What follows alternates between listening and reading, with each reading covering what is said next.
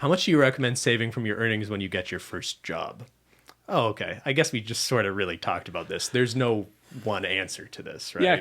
Well, it's going to depend. Like if your first job is when you're, 15 and you're at home and you have no real like fixed expense, you should be saving as much as you can. I mean, actually, you know what? That's probably the best answer for everybody. How much you should be saving is as much as you can. Like you should, whatever your situation allows, you should try to maximize it because it's going to make you better off in the long run.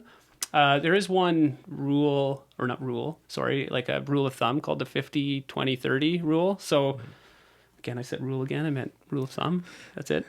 So the idea is like 50% of your income, whatever your income, should go towards your, more fixed expenses, housing, whether it's rent or mortgage, insurance, that kind of stuff, like the real essential expenses. 20% then goes towards savings. And then 30% left over for more discretionary, entertainment, travel, So that I've kind heard of this stuff. before too, but like I know so many people now that like easily they're spending more than 50% of their earnings expenses. just on housing. Just on housing, Just yeah. on housing. So then if you go with that rule of thumb, then I would say, well, if you have to put more than 50%, that means you're taking away from that other 20-30. So you have to decide, am I taking away from the 20% of savings that I'm saving for my future self or 30% of expenditures Fun that I'm stuff. the fun stuff that I'm spending on my current self, right?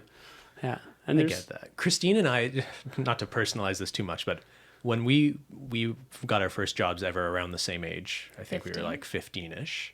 I worked at a Loblaws, at a worked grocery at store. Shoppers. Shoppers. I knew She's a that. Shoppers I'm a Drug fan. Mart. Seen Her the and show. Drake. I've seen the show. I've seen the podcast. podcast. I'm a fan. I came home smelling like milk every day from putting milk on shelves.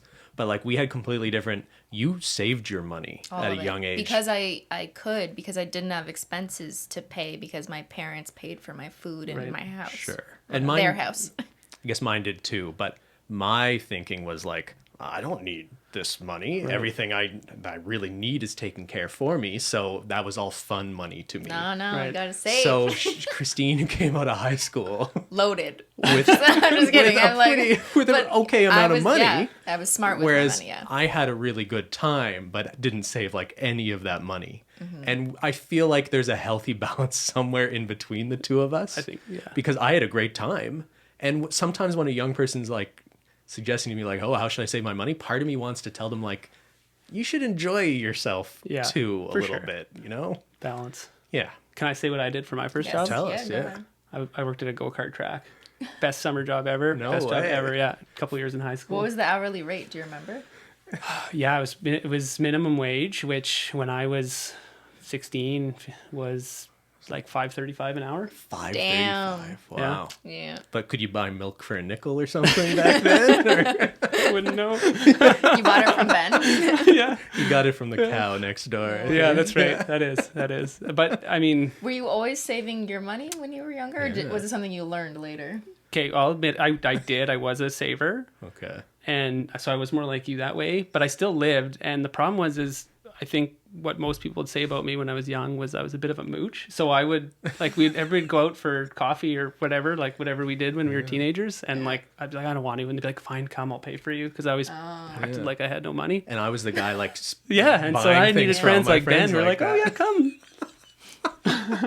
Well, this is more fun. We should just talk about Derek. What's the biggest thing you waste money on? Currently, yeah. As a financial advisor, what do you Financial waste your money advisor? on? A go-kart. A go-kart. No, anything volleyball related, pretty much. Okay. I do have a Sport. volleyball You have a court. volleyball court I do have a at your beach house? volleyball, a professional quality beach volleyball court in my backyard. So, How much was that sand? can I say for real? Like, I mean, you don't want. have to. I don't have to. So the sand. So it's 330 tons of sand. From where? Like anywhere in particular? I went to a few different quarries to find the better quality stuff. It has to be just right, right? I don't know. There's a sand business All out your there. fans are like, who is this guy? But Sand. Invest in sand. invest in is what hay, we- yeah. okay. So no, it's 330 tons. So it's about like 18 dump truck loads, right? No So it's way. almost 2 feet deep. The rain doesn't just No, I Go built. away. I built. Away. There's proper Does drainage. it depreciate over time, the Good value of the question. sand? It's a good question. I will have to add over time because some will blow away and drain away, but it's only my second summer with it. So Is there resale value in having a volleyball court? I think if anything, it's probably the opposite. probably Because they gotta devalues my property. get rid of the sand. Because it has to be a very specific buyer that would be like, oh, great, a Yeah. professional beach volleyball court. Amazing. Okay. Yeah.